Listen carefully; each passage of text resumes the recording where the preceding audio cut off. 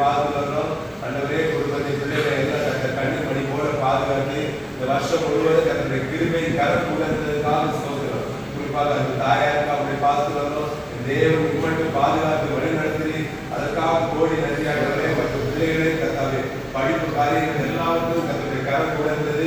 எல்லா பலவீனங்களிலும் பலம் கொடுத்து காத்து வழி நடந்ததுக்காக ஒரு கோடி ஸ்தோத்திரம். அப்பா தொடர்ந்து உங்களுடைய பாதுகாவல் எங்கள் வீட்டு பிள்ளைகள் ஒவ்வொருவரும் கூட இருக்கட்டும், காத்து கொள்ளும். அதே போல வருகிற புதிய வருஷம் கத்தாவே இந்த குடும்பத்தின் பிள்ளைகளுக்கு மிகுந்த ஆசீர்வாதமாக இருக்கிறது.